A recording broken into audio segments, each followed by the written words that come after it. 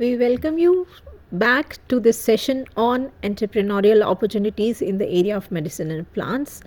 तो चर्चा को आगे बढ़ाते हुए डॉक्टर दास हमें नेशनल मेडिसिनल प्लांट्स बोर्ड के बारे में थोड़ा सा और जानकारी दीजिए कि ये और क्या क्या एक्टिविटीज़ हैं, how it is supporting entrepreneurs in this area. Doctor Sujata, जो नेशनल मेडिसिनल प्लांट्स बोर्ड है ये this has been constituted by the ministry to help those entrepreneurs who want to establish their startups and also to generate awareness also. और in fact ये लोग बहुत ही ज़्यादा range of services provide करते हैं. ये ट्रेनिंग है, उसके बाद जो आपके एग्जिबिशंस अगर लगानी है आपको अपने, तो वो हेल्प करते हैं उसमें. उसके बाद और भी बहुत सारी चीज़ें हैं, जैसे पर्टिकुलर मान लो जैसे अभी मैंने थोड़ी देर पहले स्टेट मेडिसिनल प्लांट बोर्ड की बात करी, जो कि which comes under the national medicinal plants board. तो हर स्टेट मेडिसिनल प्लांट बोर्ड के आप वेबसाइट पे जाएंगे तो आप देखेंगे कि जैसे मैंने अभी एग्रो क्लाइमेटिक जोन्स की बात करी थी, तो हर स्टेट में मान लो केरला है, तो केरला के जो स्टेट मेडिसिनल प्लांट्स बोर्ड में जाएंगे वेबसाइट पे, आपको ये पता चलेगा कि वो वहाँ पे वो पैम्फलेट्स बना के दे रहे हैं अवेयरनेस जनरेट करने के लिए कि अगर मान लीजिए इमली है, इमली का कल्टीवेशन है या चंदन का कल्टीवेशन है, तो वो कैसे करेंगे. तो उस तरह के अवेयरनेस जो है वो ये national medicinal plant board through state medicinal plant board ये दे रही है. Apart from training and capacity building, it also provides financial assistance for nursery maintenance. You can have a nursery, develop it, and you can also get subsidy for it. It provides 100% subsidy. There are specific eligibility criteria for it. Some specific कितना area आपको चाहिए for a small nursery or for a model nursery, and it also provides marketing support, minimum support price, and there are also species specific campaigns that it organizes from time to time. And there is a scheme also that is central sector scheme for conservation development and sustainable management of medicinal plants. Yes, in addition, जैसे कोई farmer है या कोई अगर आप cultivation में जाना चाहते हो, आप अपना खुद का फार्मिंग करना चाहते हो मेडिसिनल प्लांट्स का, तो they provide the seedlings for that. आप वो सीडलिंग सैपलिंग्स ले सकते हैं जाकर के वहाँ से. वो आप in addition to the training और कल्टीवेशन नो हाउ, सीडलिंग्स भी वो प्रोवाइड करते हैं. इसमें मुझे ऐसा लगता है कि जैसे सीडलिंग्स की बात करें या नर्सरी की बात करें, चूँकि जब हम ये एक सोच के चल रहे हैं कि मेडिसिनल प्लांट के फील्ड में कोई एक स्टार्टअप या एंटरप्रेन्योरशिप की पॉसिबिलिटी क्या है, तो ये भी एक बहुत अच्छा एरिया है कि आप एक्सक्लूसिवली मेडिसिनल प्लांट्स से रिलेटेड आप नर्सरी सेटअप करें और आप सप्लाई और करें, उसकी सप्लाई करें, सर्विसेज दें. क्योंकि सप्लाई करने का मतलब ऐसा नहीं कि केवल एक बार ले गया उसके बाद में वो ग्रो कर जाएगा, क्योंकि the survival of medicinal plants और उनका ये सस्टेनेबिलिटी बड़ा डिफ़िकल्ट होगा. It will be different from others. तो उस केस में उनको टाइम टू टाइम सपोर्ट देना, गाइडेंस देना और ये सब कुछ करने के लिए भी मतलब एक फुल पैकेज के रूप में इसको लिया जा सकता है. And that kind of nursery can be a chain of outlets, because when you want to cover the entire country, तो उस केस में तो आपको चेन करनी, एक अलग अलग जगह पे करना होगा, सोचना होगा. And you can think of using the technology also for its making it's presence through out the country. तो क्योंकि अगर कोई भी कल्टीवेट करना चाह रहा है फार्मर किसी पर्टिकुलर वैरायटी के प्लांट को, मेडिसिनल प्लांट को, तो उसके सामने सबसे पहला क्वेश्चन यही आता है कि मुझे right kind of that plant which they want to grow, उसका वो कहाँ से नर्सरी कहाँ से मिलेगा. वो अगर आप दे पाते हैं तो वो एक बहुत बड़ा एरिया रहेगा, और जिसमें मुझे लग रहा है कि एक्सपेंशन का तो बहुत बड़ा स्कोप हो सकता है. Actually certified planting material provide करती हैं ये नर्सरीज. पूरी गाइडेंस मिलती है, टेक्निकल नो हाउ मिलता है, सेटअप करने का वो सपोर्ट मिलेगा. वो ये मेडिसिनल बोर्ड जो है ये पूरा प्लांट्स का इसमें ऐड करना चाहूँगी जी कि जैसे शर्मा जी ने भी बोला कि नर्सरी सेटअप करने वाली बात, तो उसमें क्या है, जैसे मान लीजिए अभी मैंने एग्रो क्लाइमेटिक जोन्स की बात करी, तो जैसे पंजाब एरिया है वो उसमें आपका जो जिंजर है वो बहुत ही बढ़िया होता है, और उसके जो अंदर जो केमिकल्स हैं उसके, वो बहुत ही ज़्यादा इफ़ेक्टिव होते हैं मेडिसिनल तौर पे। तो वो वहाँ पे वो नर्सरी बना लें उसका, और प्लांट्स को वहाँ से दूसरे इंडिया के डिफरेंट पार्ट्स में सप्लाई कर सकते बिल्कुल बिल्कुल। ये एक एग्जांपल था ये जो मैं देना बहुत चाहती बड़ा स्टार्टअप हो सकता है अगर इस फील्ड में काम करते हैं और उसको टेक्नोलॉजी के साथ में, ई मार्केट प्लेस के साथ में लिंक करें, लोगों तक कैसे कनेक्ट करेंगे। और चूंकि ये एक सिंपल एक नर्सरी नहीं होगी जैसे आप कह रहे हैं डॉक्टर सुजाता, ये फुल पैकेज होगा, क्योंकि आफ्टर सर्विस भी बहुत ज़रूरी है। जी। जब आप कोई ले जाता है आपके पास से वो एक सीडलिंग, तो उसके बाद में उसको किस तरीके से देखना है, क्या उसमें खाद देना है, कब देना है, किस तरीके से देखभाल करनी है, these all things training and awareness that also would be required. And there are two kinds of nurseries which any entrepreneur can set up. One is the model nursery, as I told earlier, and it can be set up in an area of around 4 hectares, and it needs a expenditure of around 20 lakhs. And if it is an individual, अगर कोई खुद से entrepreneur उसमें अपना initiative ले रहा है, तो उसको 10 लाख रुपीज़ का सपोर्ट मिलेगा गवर्नमेंट की तरफ से। और अगर कोई पब्लिक सेक्टर यूनिट है तो उसको full 100% subsidy milegi, means 20 lakhs will be provided by the government. And same goes for a small nursery also. It is on a small half 2 hectares का एरिया चाहिए उसके लिए, और उसमें अराउंड 2 lakhs के अराउंड मनी चाहिए, and that is also the support is provided by the government.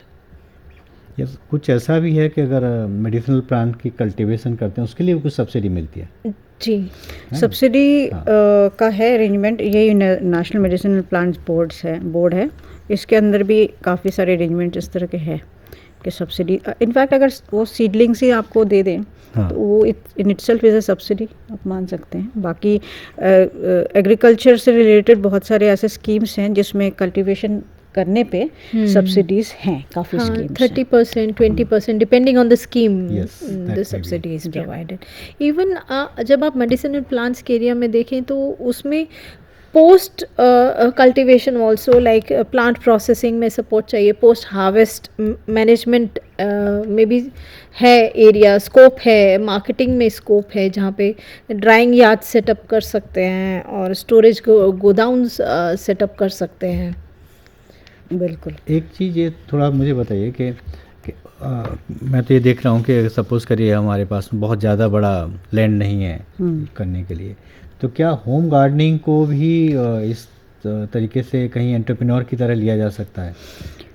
हाँ, कुछ ऐसे पौधे उगा सकते हैं जो छोटे एरिया में उगे या उसका जो टर्नओवर हो वो ज़्यादा हो, लेकिन अगर आप उसको स्केल अप करना चाहेंगे तो डेफिनेटली थोड़ा बड़ा एरिया तो लेना ही पड़ेगा। पड़ोसियों के इन्वॉल्व करना शुरू कर दें। बिल्कुल, अगर वो छत तो अपनी है और कहीं दूसरे की भी छत है, तीसरी है, and if it is a viable kind of plant जिसमें कि लग रहा है कि कमर्शलाइजेशन किया जा सकता है, जिसकी डिमांड ज़्यादा है, if you are successful in your small area और लग रहा है, तो फिर जैसे होता है ना फार्मिंग में भी, तो इस तरीके का होता है कि जो कॉन्ट्रैक्ट फार्मिंग टाइप की है, तो कॉन्ट्रैक्ट फार्मिंग में एक बड़ा लेवल का फार्मिंग है।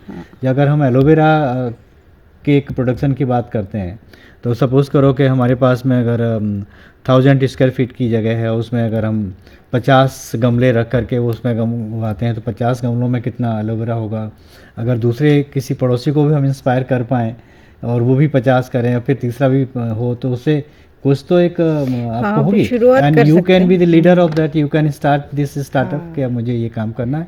तो घर से कोई ज़रूरी नहीं है कि उसके लिए बहुत बड़ा लैंड पीस की ज़रूरत हो, एग्रीकल्चर लैंड में जाएं हम, क्योंकि ये तो चाहे वो तुलसी की बात करिए या मैंने एग्जांपल और एलोवेरा का लिया है, और भी कई सारे ऐसे प्लांट्स होंगे जो कि घर में ग्रो करते हैं और उनको कैसे इसमें ये है कि एक्चुअली जो प्लांट के अंदर जो केमिकल्स होते हैं, लेवल्स ऑफ द केमिकल्स, वो डिपेंड करता है सॉइल कंडीशंस पे। जितना अच्छा सॉइल होगा, जितना अच्छा उसको फर्टिलाइज़र मिलेगा, उतना अच्छा उसका मेडिसिनल प्रोडक्ट्स उसके अंदर वो होगा। तो फिर आपको इंश्योर करना पड़ेगा कि आप जो उसी उस तरह तरीके से से तैयारी करिए। ट्रेनिंग की ज़रूरत अगर आती है आप यहाँ हाँ पे। उस तरीके से ट्रेनिंग भी लीजिए। ट्रेनिंग के लिए तो आपने बताया कई सारे इंस्टीट्यूट्स हैं जो ट्रेनिंग भी देते हैं, अवेयरनेस भी क्रिएट कर रहे हैं। ट्रेनिंग लीजिए, क्योंकि निश्चित है कि जब आप मेडिसिनल प्लांट के फील्ड में अगर कोई स्टार्टअप एंटरप्रेन्योरशिप की बात करते हैं, certainly you will have to get proper knowledge, plant को कैसे ग्रो करना है, किस तरीके से उसको कल्टीवेशन कंडीशंस चाहिए, सॉइल क्या चाहिए, क्लाइमेट क्या चाहिए, किस तरीके का मेन्योर फर्टिलाइजर्स दिया जाना है, कब दिया जाना है। तो ये सारी जानकारी तो लेनी ही पड़ेगी। मैं इसलिए कह रहा था कि अगर वो जानकारी लेने के बाद में अगर कोई अपने घर में या अपने आसपास जो छोटा पीस ऑफ लैंड है वहाँ पे ग्रो करता है और सक्सेसफुल होता है, तो same thing can be replicated with many people. You can start at a small level and then expand it. भी, और फिर अगर सक्सेसफुल है तो जाके कहीं विलेज रूरल एरिया में उसको और करें। एक्चुअली बहुत पॉसिबिलिटीज़ है, जैसे आपने कहा। डेफिनेटली अर्बन सिनेरियो में इवन हाइड्रोपोनिक्स भी यूज़ करते हैं लोग, या इस तरह के एग्रीकल्चरल टेक्निक्स यूज़ करते हैं जिससे इस तरह से ये बढ़ा सकते हैं। और जो मान लीजिए किसी के पास लैंड है तो डेफिनेटली वो लैंड का एक पार्ट यूज़ कर सकता है। और अगर किसी के पास लैंड नहीं है लेकिन उनको इंटरेस्ट है कि इसमें करें, लेट अस कल्टीवेट समथिंग, तो वो लीज पे भी लैंड ले सकते हैं, किसी से रेंट पे भी लैंड ले सकते हैं, you know, and then they can start. जब एंटरप्रेन्योरशिप की बात आती है, दो these institutions and organizations are providing support, all kinds of support to the budding entrepreneurs. एक हैंड होल्डिंग की नीड फील्ड होती है, तो क्या इंक्यूबेटर्स भी हैं जो ऐसी सपोर्ट प्रोवाइड कर रहे हैं? जी, that's a very interesting and important question. In fact हाँ, काफ़ी इंक्यूबेटर्स अभी स्टार्ट हो रहे हैं, इस्टेब्लिश किया जा रहा है। सबसे हाईलाइट में जो आया है वो है Indian council of agriculture research का मेडी हब इंक्यूबेटर है। वो स्पेसिफिकली मेडिसिनल प्लांट्स के स्टार्टअप से रिलेटेड ही है। वो ऐसे स्टार्टअप्स को वो इंक्यूबेट करता है जो मेडिसिनल प्लांट्स या हर्बल प्रोडक्ट से रिलेटेड है, और ये लोकेटेड है आनंद, गुजरात में। इसके अलावा भी कुछ ऐसे हैं, जैसे सीमैप की आपने बात करी, central institute of medicinal aromatic plants, ये भी कुछ टेक्नोलॉजी से या उस तरह से जो आपका डेवलप करके आपको देता है, वो एक चीज़ है। Then Indian institute of integrative medicine है जम्मू में, इनके पास एक टेक्नोलॉजी बिजनेस इंक्यूबेटर है। तो जम्मू के जो स्टूडेंट्स हैं वो वहाँ पे भी जा सकते हैं, पूछ सकते हैं उस एरिया के नॉर्थ में।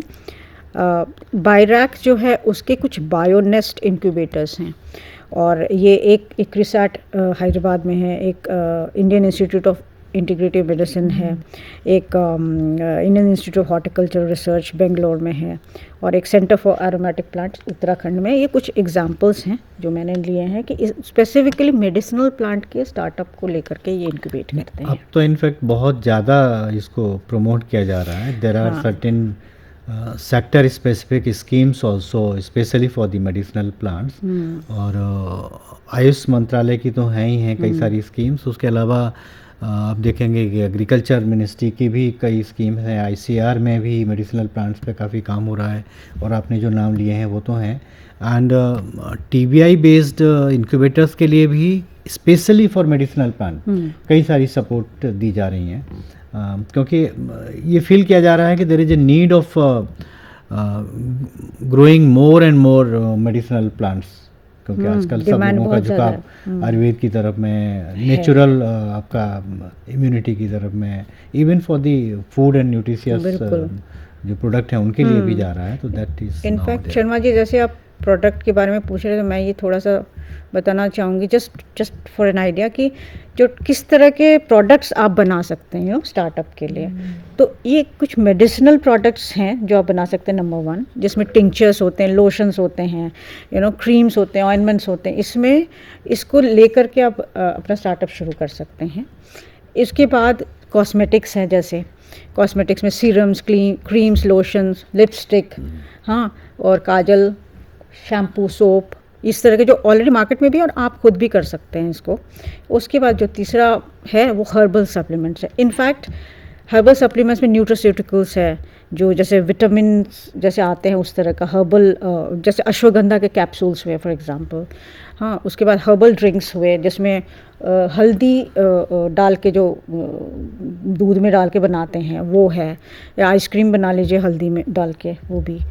और इनोवेटिव फूड्स हैं, जैसे मैंने एग्जांपल दिया। तो ये इसमें हर्बल सप्लीमेंट्स में और कॉस्मेटिक्स में बहुत इनोवेशन का स्कोप है, नया करने का इनफैक्ट scope मुझे है। ऐसा लग रहा है कि कल्टीवेशन के अलावा अगर हम ये 3 एरियाज देखेंगे तो ये तीनों एरिया स्टार्टअप के पॉइंट ऑफ व्यू से बहुत ही प्रॉमिसिंग है, क्योंकि जब अगर हम कॉस्मेटिक्स की बात करते हैं तो ज़्यादातर लोग चाहते हैं कि नेचुरल या हर्बल बेस्ड कॉस्मेटिक्स हो।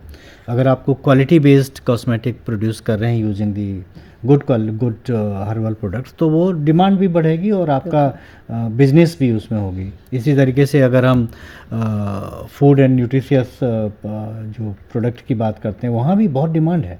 तो ये तीनों एरिया जो है इनमें बहुत स्कोप है स्टार्टअप का, एंटरप्रेन्योरशिप का।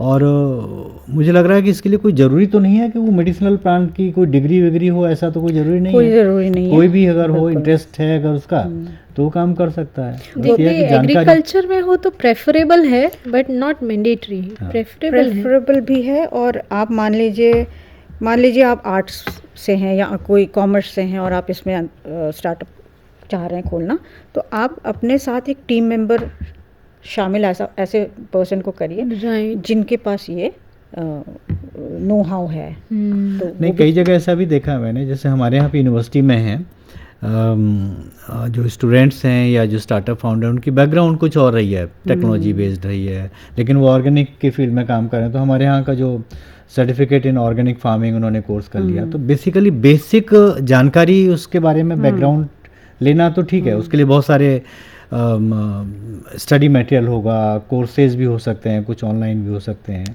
मेडिसिनल वाला कुछ ऐसा कोई जो शॉर्ट टर्म कोई कोर्स वगैरह मेडिसिनल का जो अवेयरनेस वाला वो है अवेयरनेस प्रोग्राम्स, वही बहुत सारे ऑर्गेनाइजेशन से जो ऐसा कोई करते कर हैं। सकता है और अगर करने के ओरिएंटेशन बाद में। प्रोग्राम्स और ट्रेनिंग प्रोग्राम्स तो ये जो हैं, ये जो हमने बताए गवर्नमेंट वो इंस्टीट्यूशंस ये government करते हैं institutes टाइम करते टू ही टाइम। हाँ, तो कोई भी कर सकता है, कोई ज़रूरी नहीं है कि वो प्लांट आयुर्वेदिक वो पढ़ा हो, बॉटनी पढ़ी हो या फिर तो ठीक BSc है। करा हो, इसमें तो एक ऐसा अच्छा नहीं ही लगता है कि ग्रो किसी और से करवाइए, किसानों या कोई जरूरी नहीं कि आप कल्टीवेट ही करो, वहाँ से प्रोक्योर करिए, उसको प्रोसेस करके and then you do this kind of business. आप अब ये फोकस करने की ज़रूरत है कि आप किस वाले एरिया को ले रहे हैं, कॉस्मेटिक्स को ले रहे हैं या आप जो है उसका न्यूट्रिशन वाला ले, फूड सप्लीमेंट का ले रहे हैं या अलग तरीके का तीसरा आपको प्रोडक्ट बनाना है हाँ, या कल्टीवेट करके क्या कर- आगे सप्लाई करना ये है, थोड़ा डिसाइड करना या पड़ेगा कि प्रोसेसिंग आपको- करनी है, Yes. या कोई प्लांट लगाना है मार्केटिंग के लिए। तो ये आपको आइडेंटिफाई करना होगा कि क्या गैप एरिया है, कौन सा सोल्यूशन आप प्रोवाइड करना चाहते हैं। In fact possibilities are endless. आप ये रॉ मटेरियल उगा के बेच सकते हैं, उसको ड्राई करके बेच सकते हैं, प्रोसेस करके बेच सकते, जो प्रोसेसिंग में आता है। आप उस पौधे का एक्सट्रैक्ट करके बेच सकते हैं, मतलब केमिकल एक्सट्रैक्ट जो है वो छोटी सी फैक्ट्री लगा के उसका वो जो केमिकल एक्सट्रैक्ट करेंगे आप, तो या डिस्टिल ऑयल निकालेंगे, जैसे एरोमाथेरेपी आप कह रहे हो, वो चीज़ें जो अगर आपने सप्लाई करना शुरू किया तो वो ऑयल use होगा। एक्सट्रैक्शन यूनिट सेटअप Unit कर setup सकते ये हैं। भी ये भी हो सकता है कि और वो जैसे तो आयुष ही ले लेता है, हाँ, procure Ayush does that. does that। नहीं, एक पॉसिबिलिटी ये भी है कि कल्टीवेट कहीं विलेज एरिया, रूरल एरिया में हो रहा है जी। और एक्सट्रैक्ट या उससे कहीं जो उसका जो निकाला जा रहा है वो कहीं दूसरी जगह हो रहा है। You can be in between two, बिल्कुल। You can become a bridge between Yeah. Two, कि वो जो फार्मर कल्टीवेट कर रहा है वो वहाँ सप्लाई नहीं कर सकता है, जो उसके पूरा यूनिट लगा हुआ जो एक्सट्रैक्ट करने के लिए है या यूजेबल जो उसका प्रोडक्ट बना रहा है, तो you can become a bridge between them, यहाँ से लेकर के वहाँ सप्लाई करें और सप्लाई करने के साथ साथ में एक मार्केट दे रहे हैं उनको। फार्मर को नॉलेज एक नहीं तरीके होती से है, फार्मर का जो है डायरेक्ट आप वहाँ तक पहुँचा रहे हैं। सप्लाई करके Yes. उन So कल्टीवेट वो एक करा के। बहुत अच्छी एंटरप्रेन्योरियल आपका बिजनेस हो सकती है जिसमें आप काम कर सकते हैं। अब जब हम एक बिजनेस की बात करते हैं तो क्या स्टेप्स रहेंगे अगर कोई ये अपना एक बिजनेस सेटअप करना चाहे मेडिसिनल प्लांट्स के एरिया में? बेसिक स्टेप्स आप अगर ब्रीफली बताएं तो। जी, इसमें सबसे पहले तो जैसे बोला हमने कि आपको वो नॉलेज पूरी होनी चाहिए कि मेडिसिनल प्लांट्स या हर्बल प्लांट्स के बारे में हम अगर स्टार्टअप शुरू करेंगे तो हमें क्या क्या जानना चाहिए, तो वो नॉलेज और कहाँ कहाँ से मिलेगा। जैसे हमने बताया, एजेंसीज बता दी आपको कि आपको नॉलेज यहाँ से मिलेगा, गवर्नमेंट एजेंसीज है, यूनिवर्सिटीज़ है, एट्सेट्रा। उसके बाद आपके स्टार्टअप का एक नाम आपको देना बहुत ज़रूरी है। नाम देना इसलिए ज़रूरी है क्योंकि वो जो है आप अपने IPR प्रोटेक्शन के लिए भी लाइसेंस, जैसे ट्रेडमार्क के लिए चाहिए होगा। उसके बाद वो कंपनी खोलनी है तो वो नाम यूज़ होगा, इसलिए नामकरण बहुत ज़रूरी है। फिर आप रिसर्च करेंगे उसके बारे में, एक बिजनेस प्लान बनाएंगे, मार्केट रिसर्च करेंगे, जो भी है टेक्निकल रिसर्च करेंगे, टेक्नोलॉजिकल। फिर आप उसको रजिस्टर करेंगे, एक लीगल एंटिटी बनाएंगे उसको। उसके बाद उद्यमी पोर्टल में, स्टार्टअप इंडिया में, इन जगहों पे रजिस्टर करेंगे, तब जाके आपको बहुत बेनिफिट्स उसके मिलेंगे, स्कीम्स के भी बेनिफिट मिलेंगे। फिर आपको कुछ लाइसेंसेस लेने पड़ जाएंगे, जिसमें सर्टिफिकेशंस भी आपको चाहिए। आपने कोई प्रोडक्ट बनाया तो उसके हिसाब से FSSAI जो है आपका फूड सेफ्टी स्टैंडर्ड अथॉरिटी, उससे भी चाहिए। आयुष का एक बड़ा अच्छा सा एक अभी इन्होंने एक सर्टिफिकेशन स्कीम किया है, जिसको कहते हैं voluntary certification scheme for medicinal plant produce, जिसमें गुड कल्टीवेशन प्रैक्टिसेस के सर्टिफिकेट की कल्टीवेशन आपने सही किया, क्योंकि आपको वो चीज़ एक्सपोर्ट करनी है। एक शायद लाइसेंस भी लेना पड़ता है हाँ, आयुष से, whenever you are doing anything related to. Exactly वही चीज़ है। कल्टीवेशन प्रैक्टिसेस का जो है वो लाइसेंस सर्टिफिकेशन आपको चाहिए होगा, जिसकी सर्टिफिकेशन कुछ बॉडीज़ होती हैं जहाँ पे आपको अप्रोच करना पड़ेगा कि हमने सही तरह से इसको कल्टीवेशन किया है as per the global standards. और दूसरा होता है गुड कलेक्शन प्रैक्टिसेस, जैसे अभी हमने कहा कि 80% जो है कलेक्शन जो है होता है बाहर से, हमारे फॉरेस्ट एरिया से, उसको कलेक्शन ठीक से किया कि नहीं, उसके पैकेजिंग से ठीक से किया कि नहीं, वो सब जो है उसके सर्टिफिकेशन होता है। उसके बाद अगर आप एक मैन्युफैक्चरिंग यूनिट, अभी हम लोग जो डिस्कस कर रहे थे कि भाई हम कुछ प्रोडक्ट्स बनाना चाहें, तो अगर आपकी इच्छा है तो मैन्युफैक्चरिंग सेटअप बना सकते हैं उसका, फिर आप मैन्युफैक्चर करिए and then go for marketing. तो इस तरह से आप सोच सकते हैं। Would you like to? ये तो सारे स्टेप्स हुए बेसिकली। अगर हम एक स्टार्टअप को करना चाहते हैं तो ये बहुत एसेंशियल है, इम्पोर्टेंट है। लेकिन इसके साथ साथ मैं ये भी बताना चाहूँगा, क्योंकि जैसा हम डिस्कस कर रहे हैं इतनी देर से, मेडिसिनल प्लांट के फील्ड में बहुत सारी पॉसिबिलिटीज़ हैं स्टार्टअप की। चाहे वो हम कल्टीवेशन की बात करें, या जो कोई कल्टीवेट कर रहा है उसको मार्केट तक पहुंचाने की बात करें, या जो मार्केट में पहुंचने के बाद में उससे आप जो है यूज़फुल एक्सट्रैक्शन की बात करें, प्रोडक्ट बनाने की बात करें, या प्रोडक्ट बना हुआ है उसको यूज़र कंज्यूमर तक पहुंचाने की बात करें। ये जो एरियाज़ हैं, आपको एक तो ये सोचना पड़ेगा आप कौन से सेगमेंट में काम करना चाहते हैं, क्योंकि ये बहुत ज़रूरी है कि स्टार्टअप में ऐसा नहीं कि आप कल्टीवेशन कर रहे हैं तो you will be doing entire thing. अगर वो कर सकते हैं दैट्स नॉट ए प्रॉब्लम, लेकिन वो करने में बहुत बड़ा आपको टीम की ज़रूरत पड़ेगी, बहुत सारे रिसोर्सेज की ज़रूरत पड़ेगी, एंड बहुत सारी एक्सपीरियंस एंड एक्सपर्टाइज की भी ज़रूरत पड़ती है। तो बेटर ये रहेगा कि आप एक प्रॉपर सेगमेंट डिसाइड करें कि इस मेडिसिनल प्लांट के फील्ड में कौन से सेगमेंट में आप काम करना चाहते हैं, नंबर 1। नंबर 2 यह है कि उस सेगमेंट में what are the gap areas at the moment, क्योंकि ऐसा नहीं है कि आज की डेट में उस सेगमेंट में काम नहीं हो रहा होगा या कोई स्टार्टअप एंटरप्राइज नहीं होगा ज़रूर। आप देखिए कि उसमें क्या कमी है, what kind of improvement, value addition you can do as per your expertise, experience and capabilities, resources. वो आप गैप एरियाज देखिए। या कोई बिल्कुल इंटायरली नया आप कोई चीज़ सोच रहे हैं तो वो भी आप सोच सकते हैं, और ये सोचने के बाद में फिर आप देखिएगा कि आपको उसमें कहाँ क्या काम करना है। उसके बाद में ये सारी जो स्टेप्स डॉक्टर मौमिता ने जो सजेस्ट किए हैं कि दीज आर मैंडेटरी, कि आप अपना एक बिज़नेस का नाम सोचिए, ट्रेडमार्क उसको रजिस्टर कराइए, and then take all those licensing formalities जो आपको पूरी करनी है। बिकॉज जब हम मेडिसिनल प्लांट की बात करेंगे, अगर हम फूड प्रोडक्ट्स की बात कर रहे हैं तो आपको बहुत सारे FSSAI लाइसेंस की ज़रूरत पड़ेगी। अगर आप आयुर्वेदिक मेडिसिन के पॉइंट ऑफ व्यू से बात करते हैं तो हो सकता है आयुष से रिलेटेड कुछ लाइसेंसिंग की ज़रूरत पड़ेगी। Those all things are mandatory, वो आपको करना ही होगा। और अगर कोई नया फॉर्मुलेशन है तो फिर इंटेलेक्चुअल प्रॉपर्टी की बात आ जाएगी, पेटेंटिंग की बात है जी।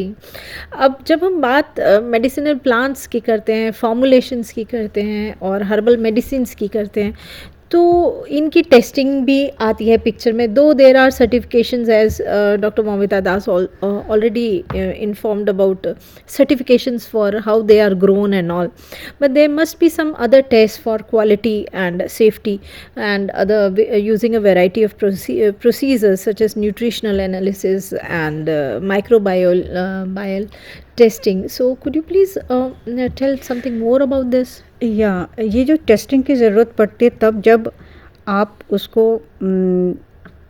अगर कोई प्रोडक्ट बनाना चाहते हैं और प्रोडक्ट बन गया उस प्रोडक्ट की टेस्टिंग होती है। तो इस तरह से आयुष के उसमें वेबसाइट पे भी, मिनिस्ट्री ऑफ आयुष के वेबसाइट पे भी आप देखेंगे, there is a huge list of those testing laboratories across India, जहाँ पे ये टेस्टिंग जो आपने पैरामीटर्स बताए हैं वो सबकी टेस्टिंग होती है, और वो मैंडेटरी, उसके बाद ही सर्टिफिकेशन होता है, and then only you can market it.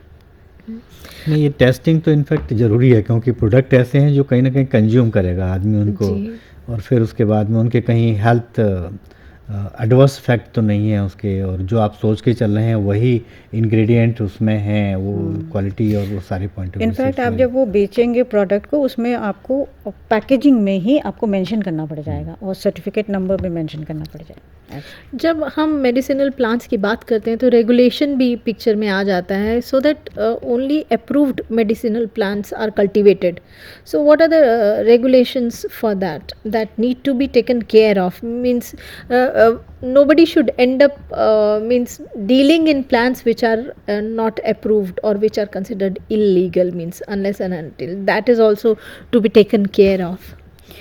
See, as of now India में इतना ज़्यादा प्रॉब्लम नहीं है, कोई प्लांट मे बी पॉपी हो सकता है, लेकिन even Poppy has a very important, जो कोडीन होता है, मॉर्फिन होता है, जो पेन किलर्स होते हैं, कैंसर पेशेंट्स को दिया जाता है, तो वो भी बहुत ही रिस्ट्रिक्टेड वे में कल्टीवेशन इंडिया में होता है। तो ऐसा इंडिया में ऐसा कुछ नहीं है कि there are any ban, but या कुछ पौधे ऐसे जो रिस्ट्रिक्टेड कंडीशंस में ही उगाते हैं। So it is now time to conclude this session. We thank our experts, and we are also thankful to our viewers who have joined in. Thank you so much. So we will meet you in the next episode with a discussion on a new topic.